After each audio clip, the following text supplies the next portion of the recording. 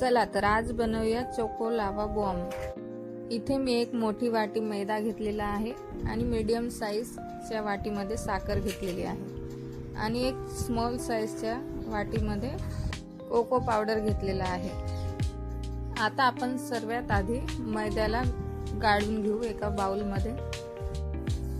गाळणीमध्ये थोडा थोडा करून मैदा गाळून घेऊ। हे चोको लावा बॉम्ब तुम्ही घरी नक्कीच ट्राय करा, मुलांना भरपूर आवडतील। अशा वेगवेगळ्या पद्धतीने काही बनवलेलं असतं ते मुलांना भरपूर आवडतं आणि टेस्टला पण खूप छान लागतात हे चोको लावा बॉम्ब। बाहेरून एवढं महाग आणण्यापेक्षा घरी बनवलेलं चांगलं लागतं। माझा मुलगा माझ्या जवळच बसून पूर्ण प्रोसेस पाहत होता, कसं बनतं काय बनतं। जोपर्यंत बनत नाही तोपर्यंत तिथेच बसलेला होता। मैदा पूर्ण गाळून घेतलेला आहे। चला तर आता ही साखर आपण दळून घेऊ आधी एका मिक्सरमध्ये। हे बघा साखर दळलेली आहे, पण साखर दळून आपण जेवढा मैदा घेतला होता, म्हणजे की ज्या वाटीत मैदा घेतला होता तेवढी वाटीत ते साखर झालेली आहे।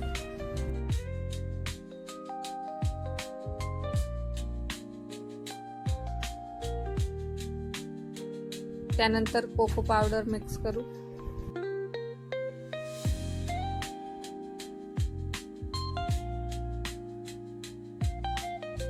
आता सर्व मटेरियल चांगल्या प्रकारे मिक्स करून घ्यायचं आहे।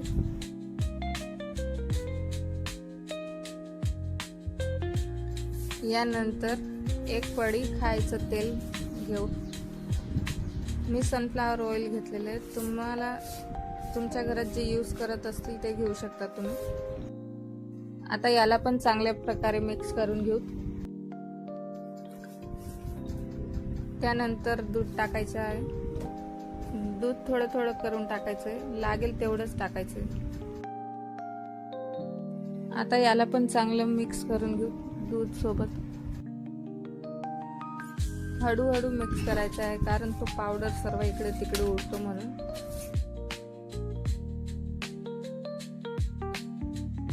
त्यानंतर अजून थोडंसं दूध घेतलेलं आहे।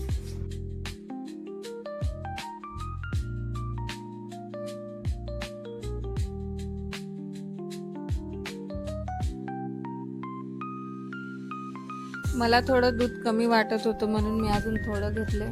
आता याच्यात होऊन जाईल, कारण की आपल्याला बेटर जास्त पातळ नाही ठेवायचंय, थोडं घट्टच राहू द्यायचंय।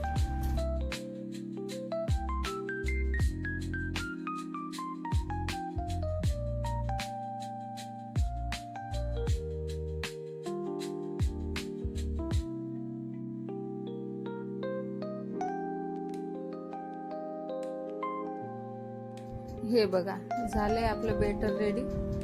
जास्त पातळ पण नाही आणि जास्त घट्ट पण नाही, मीडियम ठेवले। आता मी याच्यात पाऊण चमचा बेकिंग पावडर टाकलाय आणि अर्धा चमच्यापेक्षा पण बेकिंग सोडा टाकलेला आहे। आता याच्यात पण मिक्स करून घेऊ। थोडं दूध टाकून बेकिंग सोडा आणि बेकिंग पावडर मिक्स करायला।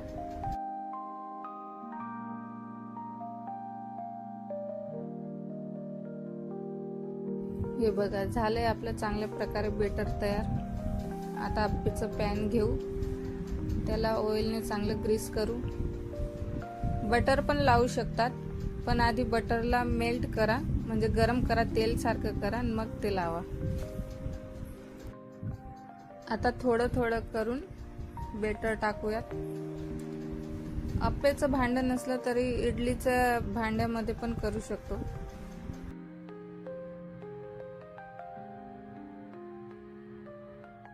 चला आता सर्व याच्यात बेटर टाकले गेले। आता डेअरी मिल्कचे तुकडे टाकू, मध्ये टाकायचे। डेअरी मिल्कच्या जागी कोणतीही चॉकलेट घेऊ शकतात, डार्क चॉकलेट तर अजून चांगली राहील ती जर घेतली तर।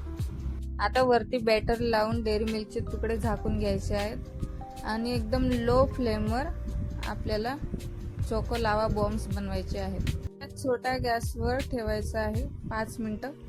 हे बघा किती छान रेडी झालेले आहेत। एकदम स्लो गॅसवर ठेवायचे आहेत, नाही तर खालून जळू शकतात। हे बघा किती सॉफ्ट आणि किती सुंदर दिसत आहेत। तुम्ही पण घरी नक्कीच ट्राय करा आणि व्हिडिओ आवडला असेल तर लाईक, शेअर आणि सबस्क्राईब करा। भेटूया पुढच्या व्हिडिओमध्ये। बाय।